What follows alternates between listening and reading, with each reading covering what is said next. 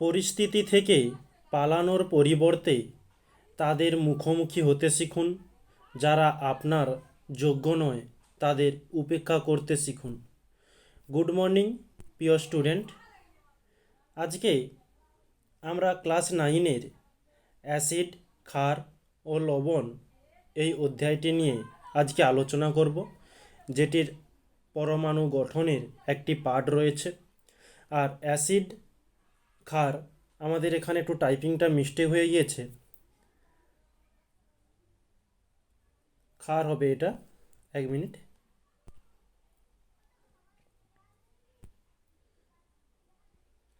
ক্ষার ও লবণ, যেটা আমাদের আজকে পার্ট 1।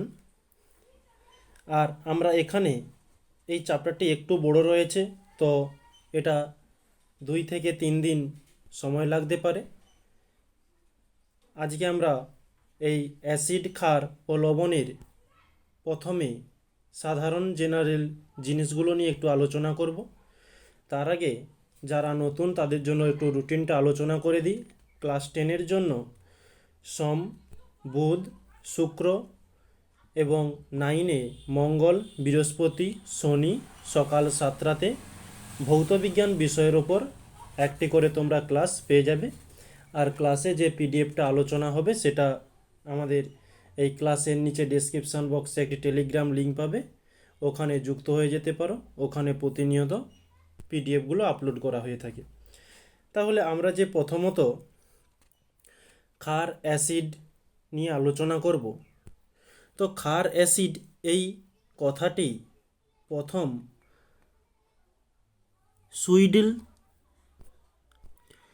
সুইডিশ বিজ্ঞানী আরহেনিস বলেছিল। আর তার মতে অ্যাসিড এবং ক্ষার কাকে বলে তার একটা সংজ্ঞা তুলে ধরেছি। যে যৌগ জলে দ্রবীভূত করলে আয়নিত হয়ে ধনাত্মক আয়ন বা ক্যাটায়ন হিসাবে শুধুমাত্র হাইড্রোজেন আয়ন উৎপন্ন করে তাকে আমরা অ্যাসিড বলবো। তাহলে যেটি জলে দ্রবীভূত করলে এইচ প্লাস মানে এইচ আয়ন, হাইড্রোজেন আয়নকে আমরা এইচ প্লাস দ্বারা চিহ্নিত করি।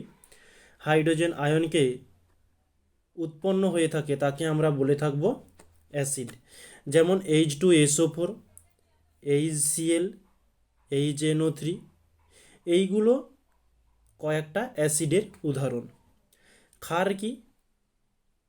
ঠিক একই রকমের, জলে দ্রবীভূত করলে এখানে অ্যাসিডের জন্য এইচ প্লাস আয়ন উৎপন্ন হয়, আর এখানে হাইড্রক্সিল বা হাইড্রক্সাইল আয়ন উৎপন্ন হয়, একে আমরা বলে থাকবো ক্ষার। তাহলে অ্যাসিডে হাইড্রোজেন আয়ন উৎপন্ন হবে এবং ক্ষারে হাইড্রক্সিল বা হাইড্রক্সাইড আয়ন উৎপন্ন হবে। যেমন কয়েকটা উদাহরণ দেওয়া হয়েছে। NaOH, যেটা sodium hydroxide, KOH potassium hydroxide, CaOH এর হোল 2 ক্যালসিয়াম হাইড্রক্সাইড এবং NH4OH রয়েছে।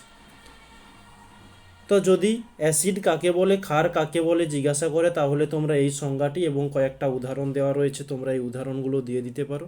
আমরা আজকের ক্লাসে এই H2SO4, HCl, HNO3 এবং NaOH এই 4টি নিয়ে ডিটেলসে খুব সুন্দরভাবে আলোচনা করব। নেক্সট, অ্যাসিড আর ক্ষার। অ্যাসিড আর ক্ষার ওদের দুজনকে যদি বিক্রিয়া করে দেওয়া হয় তাহলে কি হবে? অ্যাসিড আর ক্ষার পরস্পরের সাথে বিভিন্ন নির্দিষ্ট ভরের অনুপাতে বিক্রিয়া করলে লবণ ও জল উৎপন্ন হয়। তাহলে অ্যাসিড আর ক্ষার দুটো যদি আমরা একসঙ্গে যুক্ত করে দেই, কি কি উৎপন্ন হবে? লবণ আর জল। এবং পরস্পরকে প্রশমিত করে, এই বিক্রিয়াকে অ্যাসিড ক্ষারের প্রশমন বিক্রিয়া বলে। অ্যাসিড ক্ষারের প্রশমন বিক্রিয়া কাকে বলে জিজ্ঞাসা করলে তোমরা এটা দিয়ে দিবে। তো কীরকম ব্যাপারটা হচ্ছে, ধরলাম এই একটি জার নিয়েছি, এর মধ্যে যতটা পরিমাণে অ্যাসিড দিয়েছি ততটা পরিমাণে ক্ষার দিয়েছি। অ্যাসিড আর ক্ষার দুজন বিক্রিয়া করে যে পদার্থটি তৈরি হবে সেটি না অ্যাসিড না ক্ষার, তাকে আমরা বলে থাকব প্রশম, মানে প্রশমিত হয়ে গিয়েছে। এবার যদি এর মধ্যে ক্ষারের ভাগটা বেশি দেই তাহলে এই দ্রবণটি ক্ষারীয় হবে, আর যদি ক্ষারের থেকে অ্যাসিড বেশি দিয়ে দিই তাহলে দ্রবণটি অ্যাসিডিটি হয়ে যাবে। যেমন একটা উদাহরণ দেওয়া হয়েছে NaOH, এটা হচ্ছে ক্ষার, HCl এটা হচ্ছে অ্যাসিড। দুজনকে একসাথে মিশিয়ে দিলে কি উৎপন্ন হবে বলে দিয়েছিলাম, লবণ এবং লবণ ও জল উৎপন্ন হবে। NaCl এটা হচ্ছে লবণ এবং H2O এটা হচ্ছে জল। এখান থেকে শর্ট কোশ্চেন হিসাবে দিতে পারে যে অ্যাসিড ও ক্ষারকে একসঙ্গে মিশিয়ে দিলে আমরা কীরকমই দ্রবণ পেতে পারি। নেক্সট কোশ্চেন, এখানে তিনটে জার নেওয়া হয়েছে, একটার মধ্যে জল রয়েছে, একটার মধ্যে NaOH মানে এটা হচ্ছে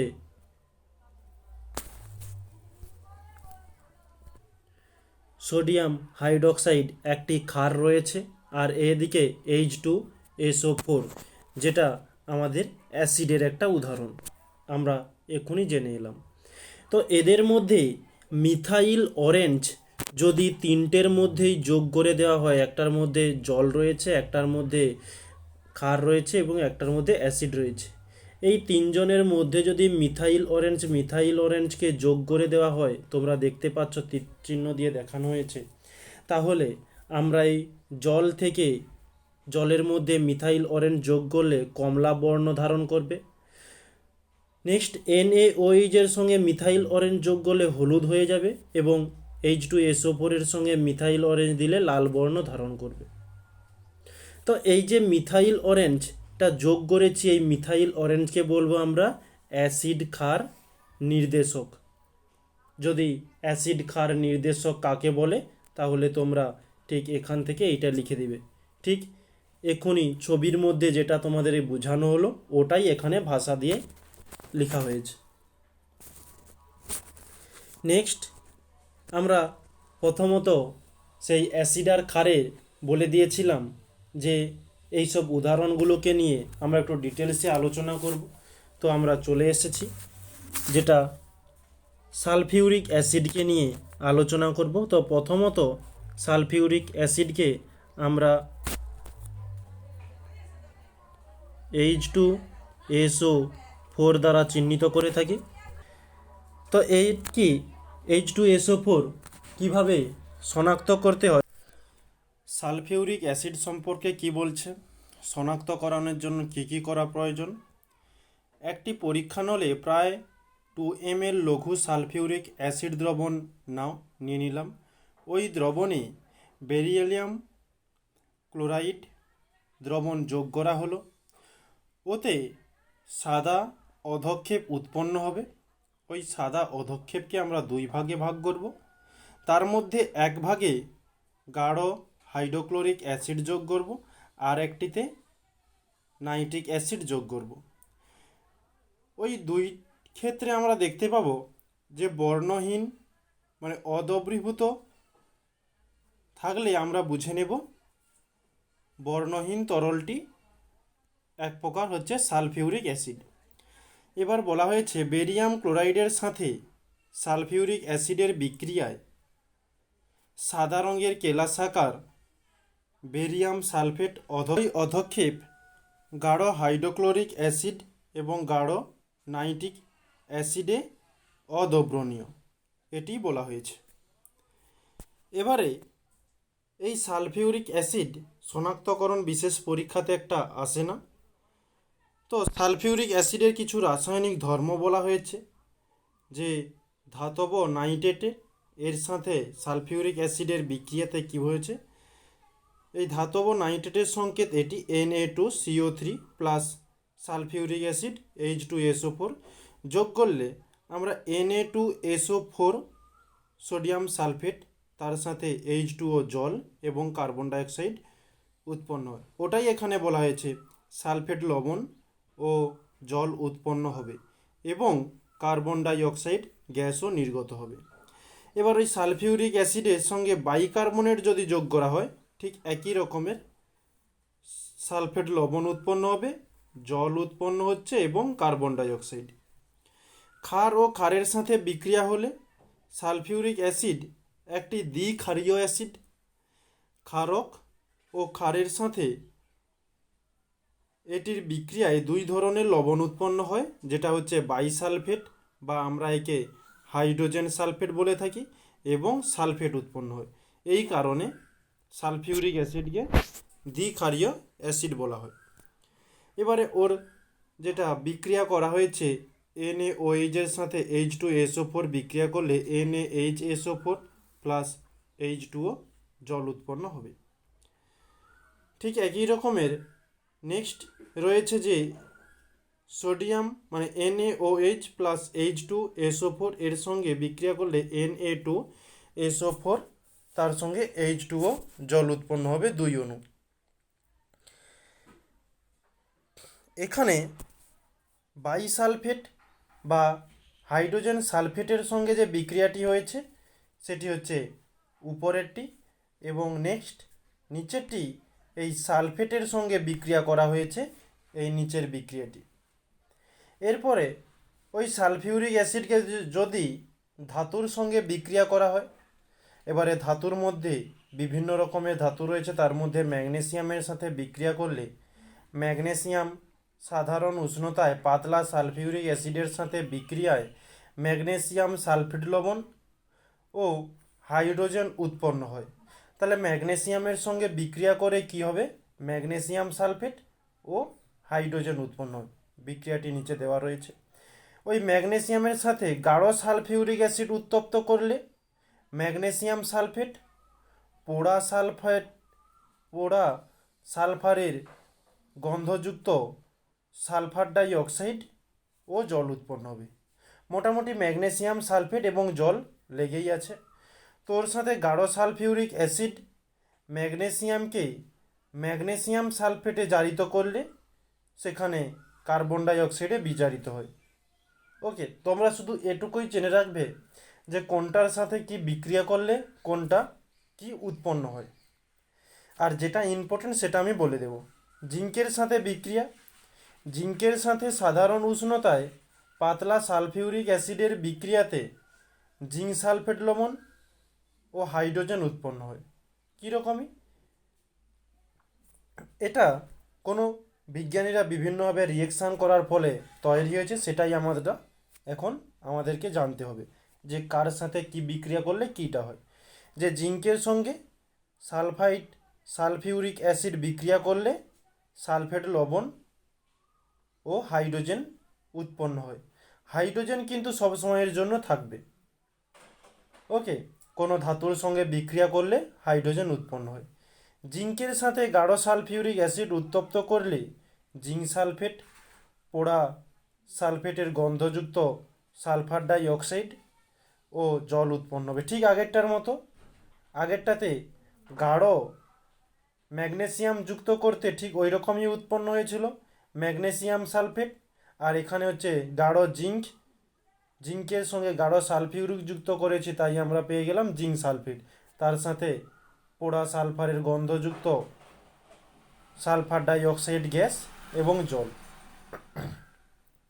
নেক্সট ওরই সঙ্গে যদি গাঢ় সালফিউরিক অ্যাসিড জিঙ্ক সালফেটে জারিত করা হয় তাহলে সালফার কার্বন ডাই অক্সাইড পাবো। আর এখানে আমরা যখন ম্যাগনেসিয়াম পড়েছিলাম তখনও ঠিক একই রকমের সালফার ডাই অক্সাইড বিজারিত হবে, আর এখানে হচ্ছে ঠিক একই রকমের সালফার ডাই অক্সাইড বিজারিত হয়ে থাকবে। নেক্সট যদি কপারের সঙ্গে বিক্রিয়া করি, এটাও ঠিক একই রকম, যে 3টে স্টেপে বিক্রিয়া হবে। প্রথমে বলা হচ্ছে কপারের সাথে বায়ুর অক্সিজেনের উপস্থিতিতে পাতলা সালফিউরিক অ্যাসিড বিক্রিয়া করে নীল রঙের কিউপিক সালফেট দ্রবণ এবং জল উৎপন্ন হয়। আবার বলা হচ্ছে গাঢ় সালফিউরিক অ্যাসিড যুক্ত করলে মিশ্রণ করলে ফোটালে নীল বর্ণের কিউপিক সালফেট দ্রবণ, পোড়া সালফারের গন্ধযুক্ত সালফার ডাই অক্সাইড এবং জল উৎপন্ন হবে, ঠিক আগেরগুলোর মতো। আবার যদি ওর মধ্যে গাঢ় সালফিউরিক অ্যাসিড কপারকে কিউপিক সালফেটে জারিত করা হয়, তাহলে নিচে সালফার ডাই অক্সাইডে বিজারিত হতে থাকবে। আমরা এরপরে জানব যে সালফিউরিক অ্যাসিডের ব্যবহার। তো সালফিউরিক অ্যাসিডের ব্যবহার করার আগে আমরা আরেকটা কথা বলে দিই, এখানে যেসব বিক্রিয়াগুলো পড়লাম তোমাদের জানা তো সব কিছু প্রয়োজন, জানবার কারণেই বা জানা দরকার বলেই তোমাদের সিলেবাসের মধ্যে রয়েছে। তো পরীক্ষার জন্য এত সব কিছু প্রয়োজন নেই। ঠিক পরীক্ষার কিছুদিন আগে তোমাদের একটা সাজেকশানের জন্য একটা ক্লাস নিয়ে নেব, সেখানে কি কি সাজেকশান সেইগুলো বলবো, আর সেগুলো থেকেই পরীক্ষাতে চলে আসবে, কোনো সমস্যা কিছু নেই। আর এখানে কোনটার সঙ্গে কি বিক্রিয়া করলে কি উৎপন্ন হয় সেটা শুধু জানা থাকলেই চলবে, এবং তাদের সংকেতগুলো জানতে হবে। তারপরে ব্যালেন্সটা করে দিলেই আমাদের এই বিক্রিয়াগুলোর সমস্যার সমাধান হয়ে যায়। তো এটা তোমাদেরকে জানতে হবে যে আমরা যেমন এখানে দেখলাম যে কপারের সাথে বায়ু অক্সিজেনের উপস্থিতিতে পাতলা সালফিউরিক অ্যাসিড ধীরে ধীরে বিক্রিয়া করে নীল রঙের কিউপিক সালফেট দ্রবণ ও জল উৎপন্ন। তাহলে কপার হচ্ছে সিইউ, আর কপারের সঙ্গে যেহেতু বিক্রিয়াটা হচ্ছে, আর আমাদের সালফিউরিক অ্যাসিডের বিক্রিয়াটা হচ্ছে, সালফিউরিক অ্যাসিডের সংকেত হচ্ছে H2SO4, আর বায়ুতে যেহেতু অক্সিজেন রয়েছে তাই আমরা O2 দিয়েছি। তার ফলে কি কি উৎপন্ন হলো, যে CuSO4 মানে কিউপিক সালফেট উৎপন্ন হয়েছে এবং H2O জল উৎপন্ন হয়েছে। তারপরে এই যে 2 অণু জল, 2 অণু কিউপিক সালফেট, এগুলো ব্যালেন্স করার ফলে এসেছে যে আমাদের বিক্রিয়াটা হচ্ছে Cu plus H2SO4 plus O2, এটা বিক্রিয়া করলে হচ্ছে CuSO4 প্লাস H2O। এবার এটা ব্যালেন্স কিভাবে করবে, যে Cu আমাদের এখানে একটি রয়েছে, এখানেও আমাদের Cu একটি রয়েছে। এরপর হচ্ছে H2, H হচ্ছে দুটি রয়েছে, মানে তীরচিহ্নের এদিকে, এখানে H দুটি রয়েছে। সালফার S একটি রয়েছে, এদিকে সালফার একটি রয়েছে। এদিকে হচ্ছে অক্সিজেন দেখতে পাচ্ছ 4টি, আর এদিকে হচ্ছে 2টি, তাহলে টোটাল 6টি অক্সিজেন রয়েছে। আর এদিকে দেখছো 4টি অক্সিজেন রয়েছে, এখানে একটি অক্সিজেন, তাহলে 5টি। তাহলে এটাকে ব্যালেন্স করবার জন্য আমরা এখানে সিউর সামনে 2, 1 মিনিট,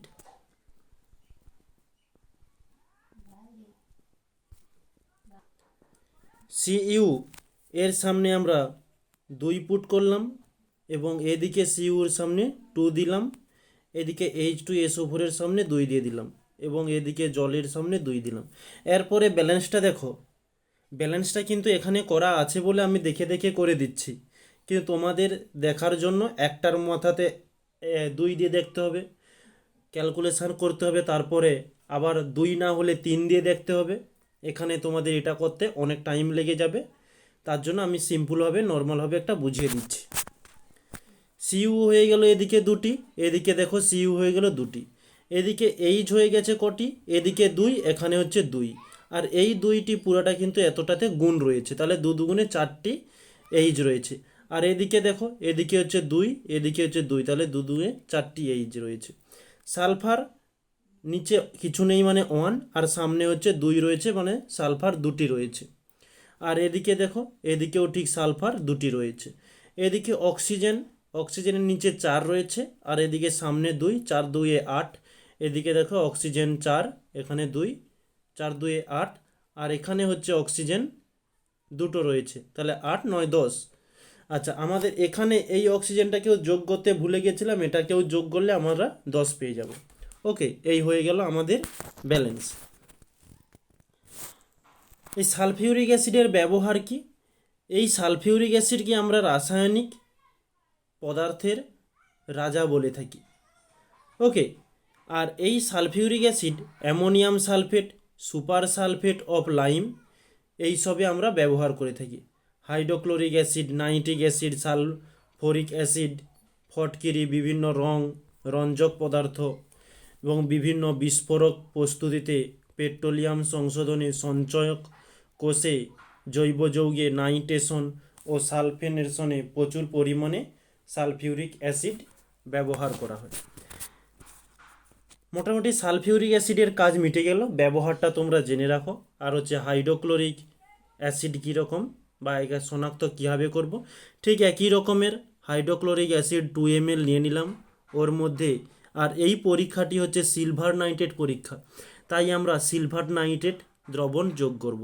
এর ফলে যে অধক্ষেপটি তৈরি হবে তাকে দুভাগে ভাগ করব, মানে যেটি তৈরি হলো তাকে আমরা দুভাগে ভাগ করলাম।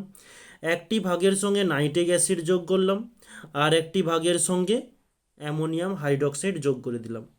তাহলে কি দেখতে পাবো? সিলভার নাইট্রেট দ্রবণের সাথে বিক্রিয়ায় সাদা অধক্ষেপ উৎপন্ন হয়। ওই অধক্ষেপ অতিরিক্ত নাইট্রিক অ্যাসিডে অদ্রবণীয় থাকলে এবং অতিরিক্ত অ্যামোনিয়াম হাইড্রেটে দ্রবীভূত হয়। আমরা হচ্ছে যে অধক্ষেপটি তৈরি হয়েছিল তাকে দুভাগে করেছিলাম। একটি ভাগে নাইট্রিক অ্যাসিড দেওয়ার ফলে অদ্রবীভূত, মানে দ্রবীভূত হয়নি, মিশে যায়নি। আর একটিতে অ্যামোনিয়াম হাইড্রোক্সাইড দিয়েছি, তার মধ্যে কি মিশে গিয়েছে। আর তাহলে আমরা এই পরীক্ষাটা থেকে জানতে পারি কি অ্যাসিড ডি হাইড্রোক্লোরিক অ্যাসিড। এবার এখানে বলছে সিলভার নাইট্রেট দ্রবণের সাথে হাইড্রোক্লোরিক অ্যাসিডের বিক্রিয়ায় অদাব্র সাদা রঙের সিলভার ক্লোরাইড অধক্ষিপ্ত হয়।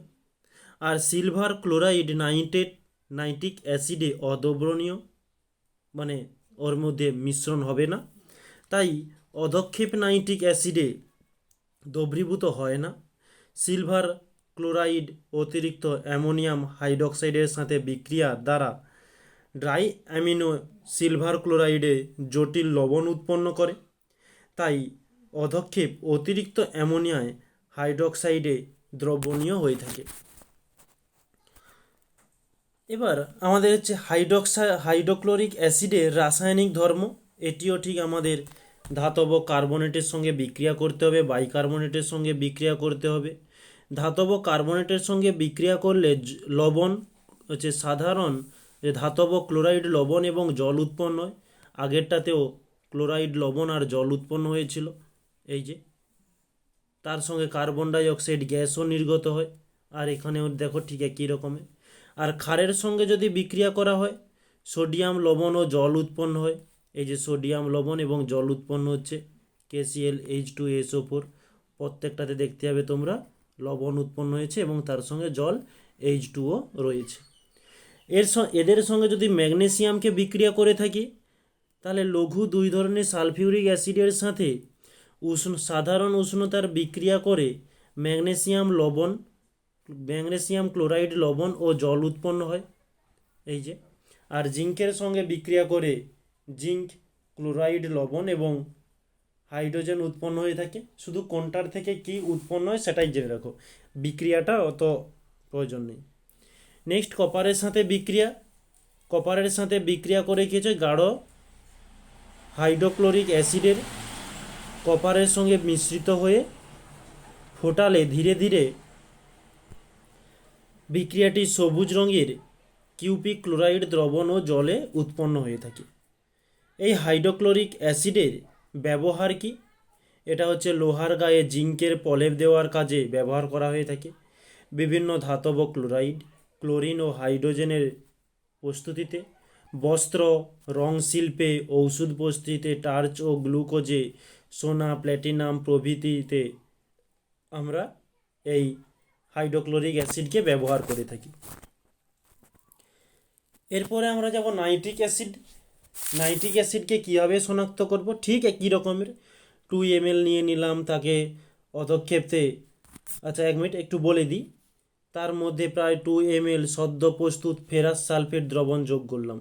এই পরীক্ষাটা হচ্ছে বলয় পরীক্ষা, আর এই বলয় পরীক্ষা করার জন্য ফেরাস সালফেট আমরা যোগ করে থাকব। পরীক্ষা নলে মিশ্রণটিকে কল খুলে জলের তলায় ভালোভাবে ঠান্ডা করা দরকার। আর একটি পরীক্ষা নলে প্রায় 2 ml গাঢ় সালফিউরিক অ্যাসিডের প্রয়োজন হয়ে থাকে।